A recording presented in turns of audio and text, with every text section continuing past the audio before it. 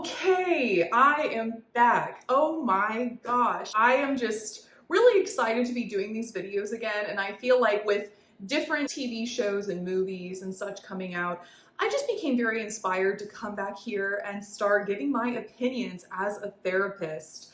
I guess just as a human too, but obviously everything is through that little like therapist lens, so I'm super stoked to be doing that today with a series I am absolutely obsessed with that has become for sure a special interest, Hazbin Hotel. I am someone who saw the pilot in 2020, so a little after it came out, and then watched the series in full in like a day about a month ago, and just really became attached to it. And I think that it has so many interesting themes, it has so many interesting characters. Needless to say, so many of us love it. So I'm really excited to be talking about it today. Before I do, I really want to add a couple of disclaimers. So let me just get that boring stuff out of the way first. So number one, please know that I am, even though I am a therapist in real life, like that's what I do for my primary job. When I come on here to YouTube, I really am coming from the perspective of someone who is using therapy more as a lens rather than coming to you as like, it's my full-blown professional opinion and I'm diagnosing people and all that. It's not like that. It's really a lot more casual here. I just so happen to be a therapist. So just wanted to remind everybody of that, even though I know I post it everywhere on my page and stuff. And then number two, this video in particular, there are going to be some serious themes discussed. Obviously, if you've seen the show, you'll know that there's a character who has undergone severe abuse, sexual assault. There are some other just generally more adult themes in this series, obviously, and so please keep this in mind when you're watching this video. I want everyone to be aware of what we're going to be talking about. It's not going to be hugely focused on the really hard stuff, but we will cover it because I do think that it's going to be important. And third disclaimer, I suppose, is that if I were to share everything I want to share about this series, this would probably be a 10-hour video. So I've decided that today we're gonna talk about just a few little things. So for example, I'm going to probably just, briefly talk about what I like and didn't like about the series. And then we're going to talk about angel dust. We're going to talk about neurodivergence in the series. We're going to talk about Charlie and Vaggie. Poor girls, they just don't get talked about a lot. And then we're going to talk about huskerdust. And then that's not it. We're going to talk about Alastor too. Don't worry. Don't worry. Strawberry Daddy's going to get talked about. I promise you guys. So without further ado, let me just get into the first part, which is what I liked/didn't like about the series overall. What I loved about the series is, especially as a therapist, I really loved how it discussed really complicated themes and relationships between characters. And for example, you have the relationship between Husk and Alastor, Charlie, Vaggie, Angel Dust and Husk, Adam and Charlie, the list goes on and on and on. But just the character dynamics were really interesting to see. I mean, this doesn't really have anything to do with therapy, but the character design, oh my God, I love these guys. Seriously, like the character design is so beautiful. And I know that some of the designs are busy, but I still love it. I just think it's not like anything I've ever really seen before. So hats off to vivziepop for everything that she does. I just think it just looks incredible. So the character design, the character dynamics, the characters themselves. I mean, Alastor, who I'm going to talk about a little bit later, is just a brilliant character. He's got just enough mystery, but we also know enough about him to make him scary and interesting. Angel Dust is such a sweetie. Charlie is like the cutest character ever. And there are just a host of other really interesting characters. Sir Pentious, oh my God, so cute as well. But also they have complicated backstories a lot of the time. And some of these backstories we don't quite know yet, but what we do know is very interesting. So that's all amazing. The music is incredible. I feel like a lot of the music does a really good job at eliciting so much emotion. The big one that jumps out to me is More Than Anything. That's probably like, oh my God, I get emotional even talking about that song. It's just so beautiful in terms of how it talks about father's love and worry for his daughter and a daughter's desire to get to know her dad. It's just incredible. So music, characters, character dynamics.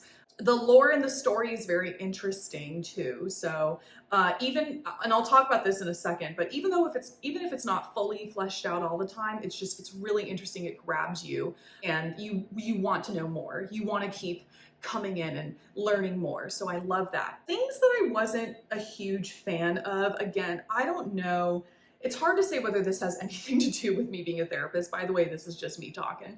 But so the humor is maybe not always my cup of tea, but you guys, I think Skibbity Toilet is funny. We're not even gonna talk about my sense of humor, okay? That's weird. It's like something looks like very humanoid, but it's why do they call the name of the guy Skibbity? But yeah, sometimes the writing, I was like, okay, this was an opportunity to forge a relationship or get closer to find more information, and it's interrupted by like a sex joke or like a bunch of cussing. And while I'm definitely no prude and sometimes cussing can be very effective, it maybe wasn't always the best like timed, and it kind of came off as like, all right, baby's first cuss words, you know? So that's all I'll say about that, because again, I'm not like a writer for TV shows. I'm not like a humor expert, clearly. I just kind of had to say that. And I know that's a lot of what other people are saying too. So I'm not trying to act like I'm the only one. Second thing, which I don't think is really the fault of anybody but Amazon, is just how rushed season 1 actually was. Again, this is not news. This is not groundbreaking feedback. This is something that I think almost all of us agree with. There was just a lot crammed in.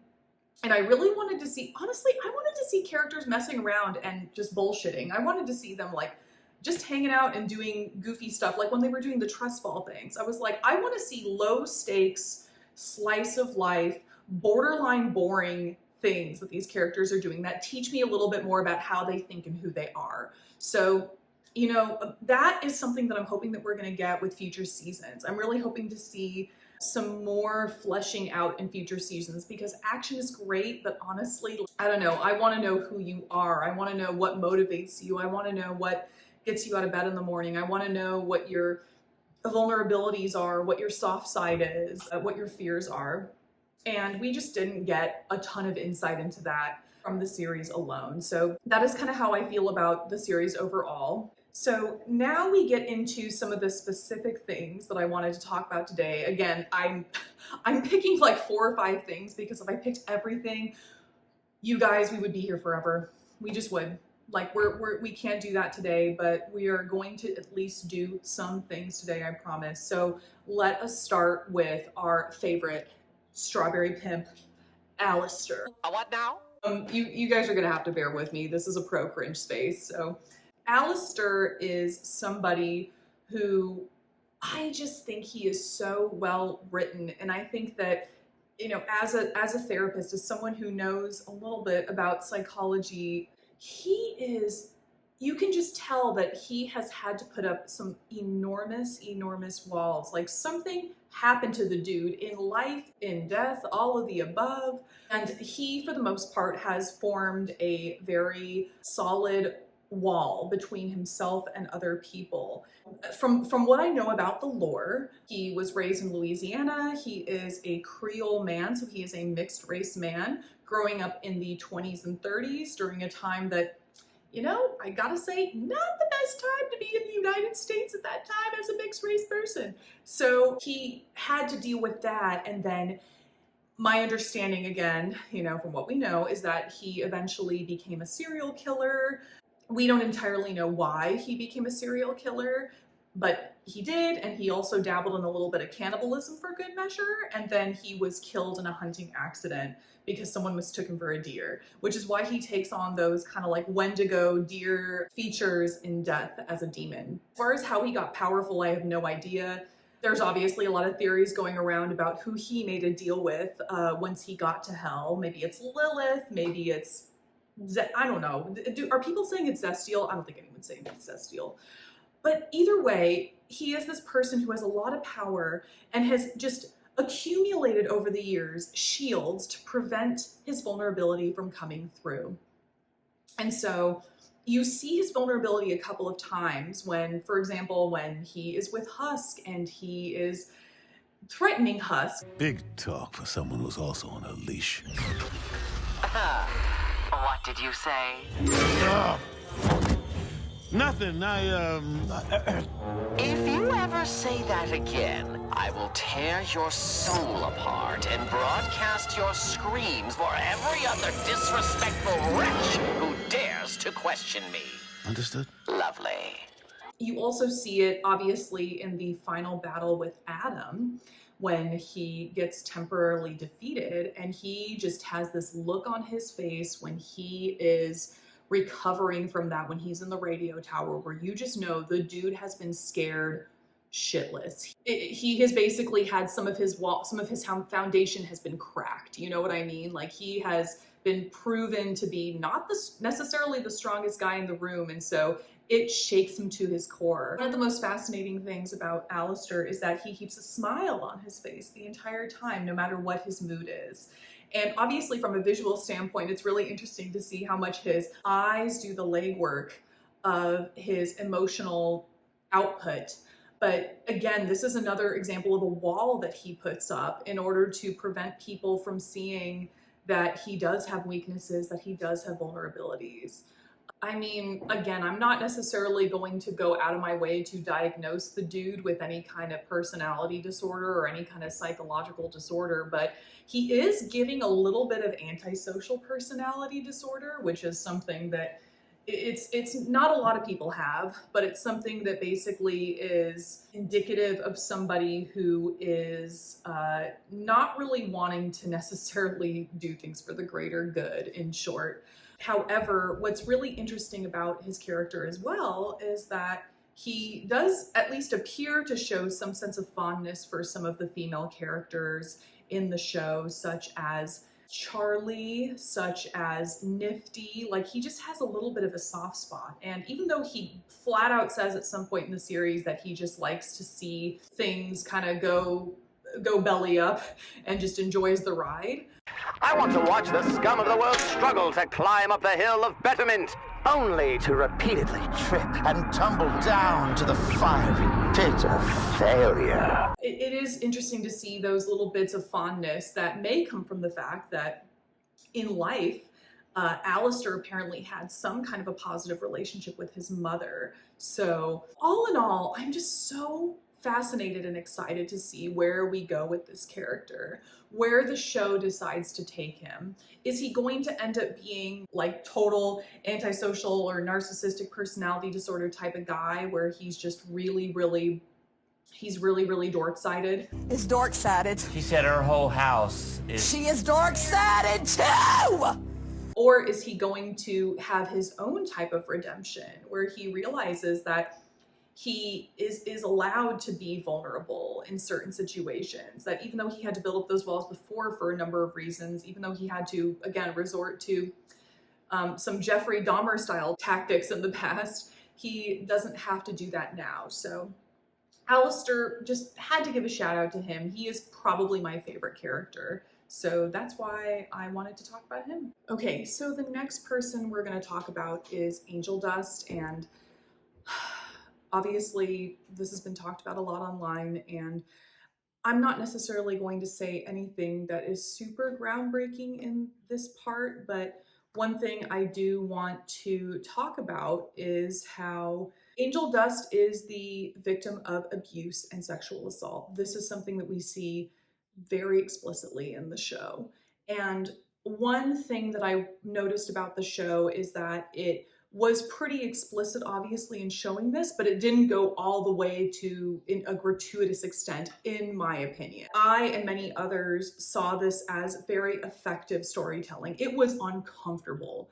Don't get me wrong. It was beyond uncomfortable to watch the poison scene. I'm not even going to put footage of it up here as I'm talking about it, because to me, it's just, yeah, it's really, really heart-wrenching. In addition to me finding the storytelling effective, I also think that it's important that we showcase people who are victims of sexual assault who do act pretty hypersexual in their off time.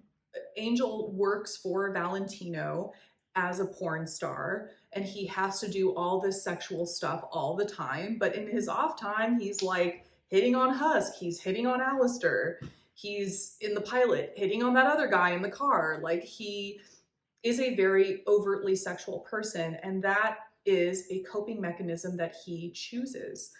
This is something that happens a lot with people who have experienced sexual violence because it's a way to take back agency. It's something that people can do because they feel like, okay, well, if people see me and this is what they see me as, I might as well just take advantage of it. Even if I don't like it, or even if I don't like it all the time, might as well do it. It's very complicated, and it's not the same for everybody. There are victims of sexual assault and sexual violence who do not do this, but Angel, it appears, is one of those people who does. And what I will be interested to see in terms of the development of the show is whether Angel is able to, number one, first and foremost, form relationships with people that are not based on sex or sexual exchange of some kind. And number two, if he's able to get out of his contract with Valentino, because we don't really entirely know how ownership or these kinds of contracts work in hell, or how people get out of them. But I mean, I think I speak for everyone when I say I hope we figure out how Angel can get out of it. And because so many of his relationships in the past were transactional, sexually transactional specifically, I am really, really excited to see him form, like, you know, continue nurturing his relationship with Cherry Bomb, even get on better terms with Sir Pentious if they interact, because I know Sir Pentious doesn't happen right now, so, you know, we'll see. Or especially his relationship with Husk. Girl, we got to talk about the huskerdust situation. Well, that was something I didn't expect to see. Like I said, you don't know me. Sex ain't the only thing I'm good at. Good to know, because this guy ain't half bad. So I was going to save this one. I think in the script I had it down for last, but it's a good idea for us to transition right on into huskerdust, because this is probably one of the most, if not the most popular ships that I see online. Angel and Husk. And I just want to say this straight up, like, I think they are so cute and I would love to see them together. And that is my bias. I would love to see them together personally because I think they're an amazing couple, and I think that they could have the potential to bring out a lot of good qualities in each other. However, I have a caveat. I do think that there needs to be a friendship formed first. And I watched a really interesting video from Sarcastic Chorus who talked about, you know, wanting to see Angel form non-sexual relationships with other men, including Husk, rather than just going into like a romance with Husk. And I had to say, when I was watching that, I kind of agreed. I was like, you know what? I think that would be so healing for Angel to learn that, you know, his value exists beyond what he can offer sexually. And so even though I am a big fan of huskerdust, I think it's a very cute pairing, and I would obviously not complain at all if it ever happened. I do think that I would be just as happy if they formed a really good friendship. I think it'd be great, you know, if both Husk and Angel found love at some point with other people or with each other, that'd be great. But I think that I would love to see the show treat this with a lot of care, because even if the fans want to see a bunch of adorable gay ships, which I include myself in that, I think it's important for us to understand that, like, there is beauty in platonic or non-romantic relationships, I should say, non-sexual, non-romantic relationships. And it's time that I think media starts exploring the true importance of non-sexual, non-romantic relationships, which brings me back to Alastor. We could talk about this forever, but one other thing I really like about Alastor that I forgot to mention earlier is that he is a canonically asexual character. What now? As far as representation goes, you know, a cannibal serial killer who's a demon in hell, why not? Like, I'm not Ace or Arrow, just you know, to make things clear. So I'm not really going to be the expert on who is good or bad representation in media, but I will say this, we need bad representation too. When I see a lesbian on screen who's kind of an asshole, I'm like, well, you know, not every lesbian is a good person. So I don't need to see myself represented by purely angels. I would really like to see a variety. So Alastor is part of that variety for ace people. And obviously I'm much more interested in what ace people think rather than what I think about this, but let me know, because I think I think it's great that we have an aroace character, that we have someone whose life and whose dynamics are not going to revolve around sex and romance, but let me know what you think. Let's also talk about neurodiversity. I am so excited to talk about this section, not only because I myself am neurodivergent, but because I think this is something that maybe isn't talked about as often when we dissect the show. Very often when we talk about neurodiversity, we are referring to things like autism, ADHD, learning disorders, and some definitions of neurodiversity are much more expansive. They include things like OCD, anxiety, depression. So it's a category of brain differences that can be very vast, but for the most part, I usually trend towards thinking of it as the former, which is that ADHD, learning disabilities, autism, things like that. Neurodevelopmental disorders is what they're technically called in the DSM, but again, I try not to use that word disorder too often because it's just, I don't know, it just, especially when it comes to things like autism, I'm like, you know, it's not, I don't really like calling it a disorder. So there were a couple of characters that I saw in the show and even other people saw online that might be neurodivergent in some way. So one of them was Lucifer. Why were people saying this about Lucifer? Well, he has apparently a fixation on rubber ducks, and he is a quirky little guy.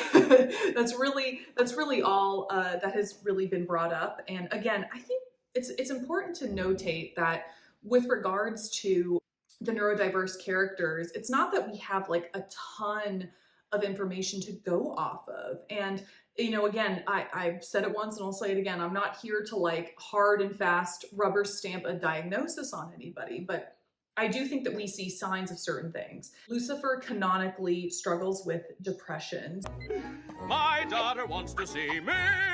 Take that, depression. In terms of how this has affected his life, this is likely the reason that he has not really spoken to his daughter in a while, because what depression does is it can make us feel like people don't want to hear from us. It can make people feel like, oh, you know, I'm not really a good influence on people's life. What's the point of me reaching out? And so they don't. However, what is interesting about Lucifer not reaching out to his daughter is that this is also something that can happen with ADHD, because when we have ADHD, we can, not always, but can have a very out of sight, out of mind sort of way of being, because our brain is not going to be able to take in a lot of things at once and be able to focus equally on them. We kind of go from do,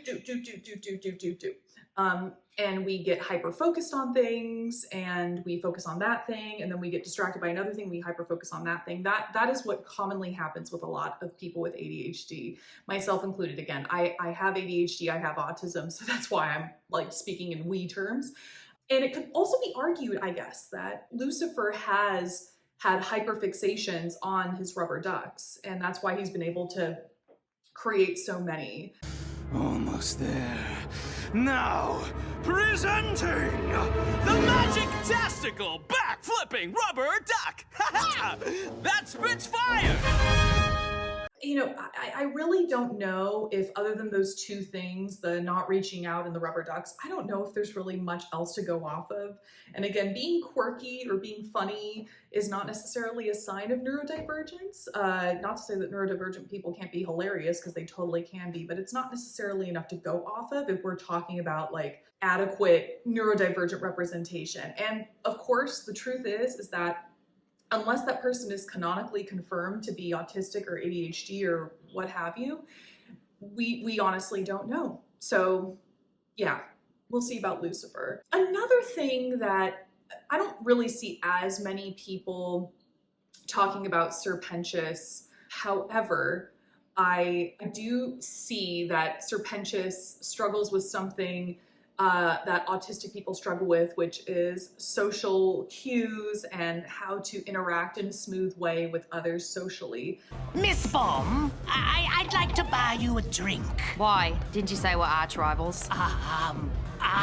Because I'm buying everyone a drink. Cherry, I bought you a shot.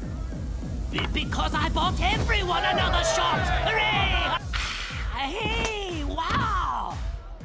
Hey, so I see the club has a sex room.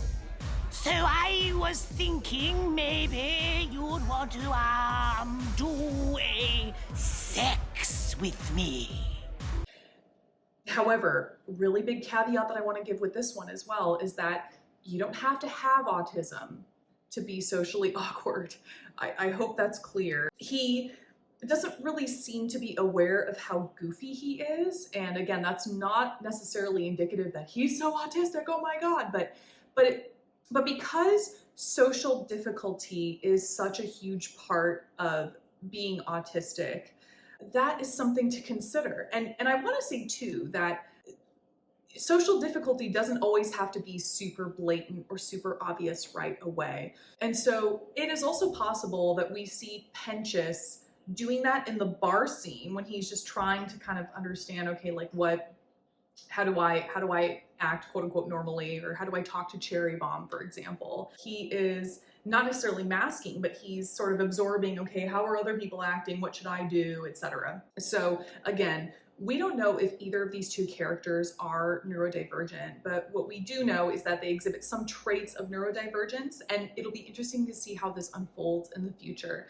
We may have it confirmed that one or both of them or other characters are neurodivergent, or we may not, and we may just have to kind of relate to those characters based on their traits rather than their diagnoses, which is perfectly fine. Like if you're autistic and you see a lot of yourself in Lucifer or a lot of yourself in Sir Pentious, like for example, I really see a lot of myself in Lucifer, that's great. And I guess it's okay to have headcanons about that person being, not neurotypical, but just something to keep in mind. Obviously, the neurodivergent experience is very vast and very different for everybody. So we shall see what is revealed in the show in the future. So the last situation I wanted to talk about is Charlie and Vaggie's relationship. Okay, so girl, I had to talk about another couple while I was doing this video because oh my goodness, I feel like these ladies, they get a little bit of flack in the fandom because they are boring, or because we don't even realize that some people don't even realize that they're a couple when you're first starting the show.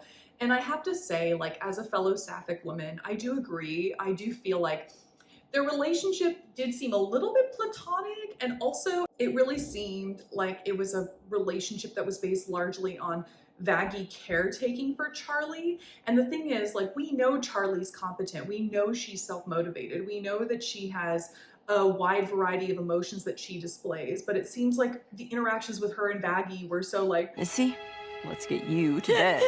He said he forgave me. It's so beautiful, Vaggie. Vaggie taking care of her, which okay, that was really cute. I'm not gonna lie, that scene, oh my God, when I see Charlie's little face, I'm like, that is so freaking cute. But at the same time, dude, there is more to y'all's relationship. I know there is. And the fact that they didn't kiss until the second to last episode or something like that was wild to me. I would have loved to see a little bit more hand holding, and I would have loved to have seen a little bit more physical affection from them.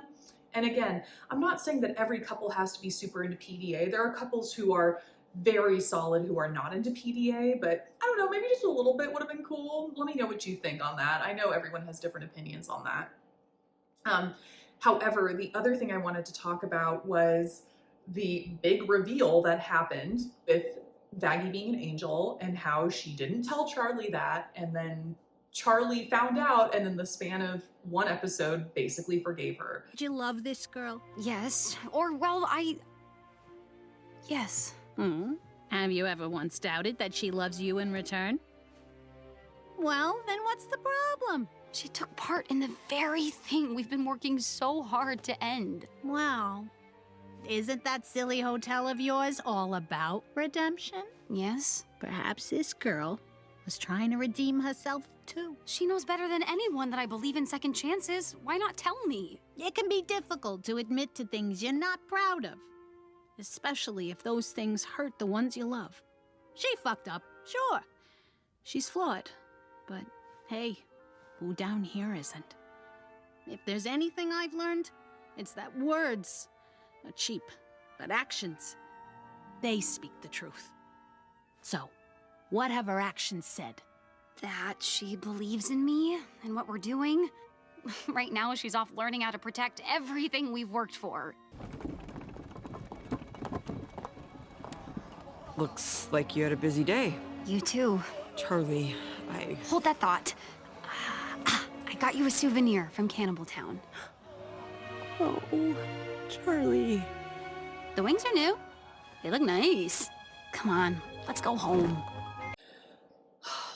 This was hard for me to see, you guys, because honestly, again, I know that we all know that the series was rushed and that it had a lot of material to get through. And I mean, there was a freaking war about to happen. I don't blame them for trying to put this aside to deal with that. However, I just felt like it just didn't feel authentically resolved. And I almost wondered if Charlie put her own needs aside just to like forget about it. And you know, yeah, the talk with Rosie, that's great. You know, she has a point. It's about redemption, but I do believe that Vaggie has some trust building to do with Charlie. Like, she has got to show Charlie that she is going to be trustworthy moving forward, because yes, she is redeeming herself, and yes, you know, she has every right to try to atone for her mistakes, but she's got to do that with Charlie. One thing I thought about, and this is going to be totally therapist-y, so bear with me, but one thing I thought about was I feel like they need to do there's this concept in Gottman relationship therapy, and it's called the love maps concept. And it basically posits that we strengthen our relationship by knowing all of those little details about each other's lives. For example, like, who are your two best friends? What street did you grow up on? What is your favorite type of house plant, etc. These random little things, some of which are very significant and some of which maybe are a little bit on the lighter side. But I almost feel like Charlie and Vaggie, I would love to see them learn more about each other and invest more in learning about the random things about each other's lives. Because at this point I'm like, okay, how much do you guys really know about each other's past? How much do you know about each other's dreams beyond this hotel and what you're doing with this hotel? Like, let me see some of that. Like, let me see you guys building love maps, as the Gottmans would say. Oh, love them. Love those two cute little old people so much. So that is how I felt about that relationship. Again, let's see what season 2 and beyond brings. I am really looking forward to it. Okay, so listen, this video wasn't the longest, but it certainly wasn't the shortest either. And I wanted to keep this pretty scope limited because, again, I didn't want this to be like a 6-hour video right off the bat. I am sure that there are a lot more things that I could have discussed, and I would love to. So if you want me to go in depth on any particular character, dynamic, story aspect, I will do my best. And again, like, I am coming from the perspective of a mental health professional, not so much an animator, obviously, not really an artist, even though I am an artist technically, but not, you know, there are better people to go to essentially for some of this other stuff, especially like theories and stuff like that. So I will link some people below, some people who I've been binge watching lately, you know, just to spread the love, spread the word. However, if you want to hear my opinion on some more stuff, please let me know in the comments. Like, I would love to hear from people. I would love to interact with people, especially since I'm so excited about getting this channel started up again. I'm really, really looking forward to interacting with you all. So thank you so much. And just remember, I support you on your journey and with all of your dreams. And I hope to see you all soon. Unless you're Valentino.